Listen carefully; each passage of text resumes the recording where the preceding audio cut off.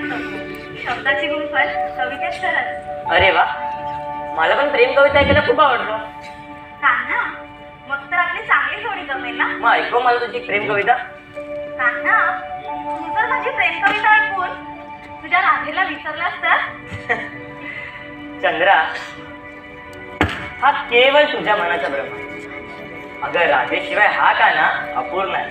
हो रे कान्हा, हे मला माहिती आहे. पण राधेला प्रेमाची ईर्ष्या झाली आहे. ती कोणत्याच गोपिकेला तुझ्या जवळ पण येऊ देत नाही. ती तुझा विचार पण करू देत नाही, आठवणीत पण जगू देत नाही. ते सारे ठीक आहे चंद्रा, तू तुझी कविता ऐकव बरं. माझे कान तुझी कविता ऐकायला आतुर झालं.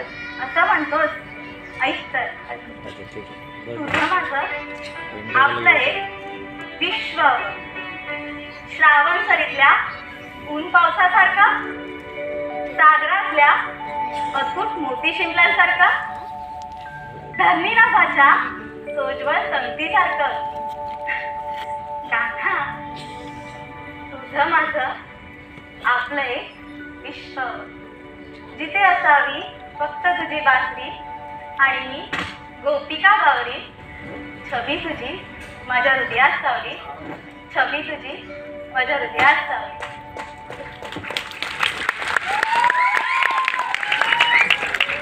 वा चंद्रा, तुझ्या शब्दांच्या सुमन आली तर मला मोहित केले.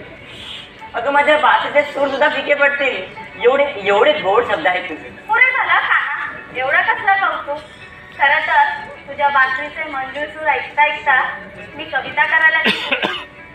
खरं तर तुझ्या बासरीच्या सुराशिवाय आणि तुझ्याशिवाय माझी कविता अपूर्ण आहे काना. काना, माझ्यासाठी एकदा बासरी वाजवशील का? ऐक.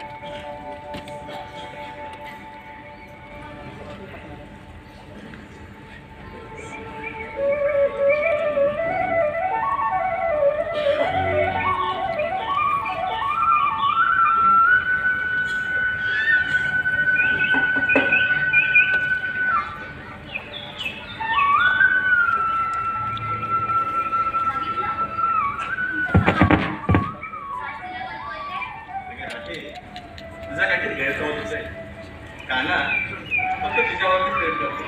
नाही सुद्धा कानाची जवळीक जास्तच पाहिजे चंद्रिकेसोबत, आणि मला अजिबात आवडत नाही. कानाच्या प्रत्येक हालचालीत फक्त मीच असली पाहिजे, दुसरं कोणीच नको. तेच तर मलाही तेच कळत नाही बघ की आपला काना त्या चंद्रिकेने एवढा का आवडत जातोय ते. तू आता बघ, मी चंद्रिकेला कानाच्या जवळ येण्याची संधीच देणार नाही. म्हणजे तू करणार तरी काय आहेस? आता तू बघ ही राधा काय करते ते. अच्छा, तर चंद्राबाई इकडे आहात. कुठे कुठे शोधलं नाही तुम्हाला. तू चल बघू आधी. अगं राधे, काय झालं? एवढी कसली लगबग? चंद्रा, आपण गोपिका मिळून तलावाच्या काठी खेळ खेळतोय. तिकडे सगळीजण तुझी वाट बघताय. चंद्रा, लंबाई लोकांसोबत जास्त राहत नको जाऊस. हा काना दिसतो तसा मुळीच नाहीये. लोकांची फसवणूक करतो गोड बोलून. तू चल आधी. तू काय बोलतेस मला काहीच समजत नाहीये. तू चल आधी.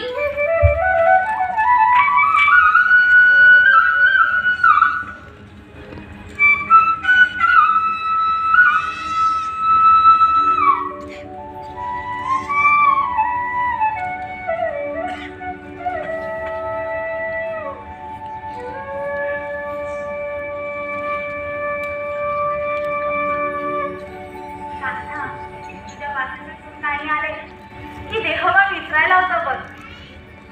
चंद्रा, बासरीचं कौतुक तुला जास्तच नाही का वाटत?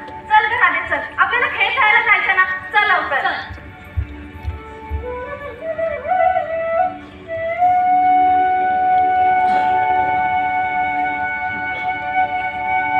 बस कर काना. आता तू बासरी का वाजवतोयस हे मला चांगलंच माहितीये. तुझ्या बासरीचे सूर माझ्या कानी आले की मी माझे घातच नाही. आपसुकच पावले तुझ्याकडे वळतात. पण नाही, आता तू कितीही मधून तू ऐकवलंयस तरी मी मागे फिरणार नाही. कारण तुला या राधेचं निस्सीम प्रेम कळतच नाही. त्या चंद्राच्या कविता चांगल्या कळतात. अगं अगं राधे, थांब राधे. अगं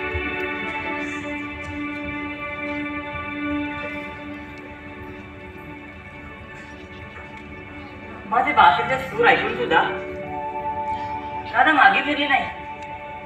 असे कधीच घडले नाही. परंतु आज चक्क मागे न वळून बघताच निघून गेली.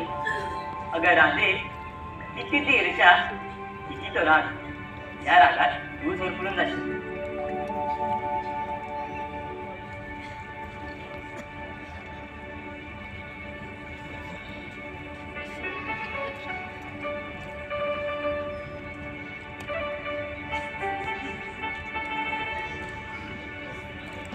सुदामा, अरे काना मारू नको.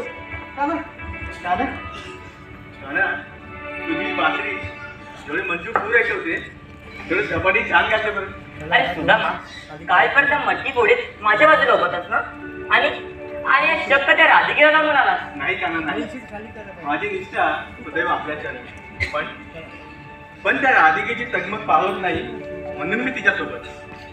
पण तुम्ही तर राधिकेला विसरून त्या चंद्रिकेसोबत तिला मांडली. अरे सुदामा, राधाच्या मनात ईर्षा निर्माण झाली आहे. तिची प्रेमाची परिभाषा बदलली आहे. काना, तू तर अंतर्यामी, तुला या सर्वांच्या मनातील सर्व गोष्टी न सांगता का? मग त्या राधेचं मन कळलं नाही का? सुदामा, अरे चुकतोय. मला सांग, या अखंड वृंदावनापेक्षा मनमोहक रमणीय स्थान दुसरं कुठे आहे रे? नाही का ना, वर्गाच्या देवाला पण एका वाटेल एवढं सुंदर आहे आपलं वृंदावन. या सुंदर आणि अप्रतिम रचनेचं श्रेय फक्त एका व्यक्तीला जातं. त्या स्पर्शाने हे सारे वृंदावन अति सुंदर वाटते. काना, ती व्यक्ती आहे तरी कोण? सुदामा, ती व्यक्ती म्हणजेच माझी राधिका.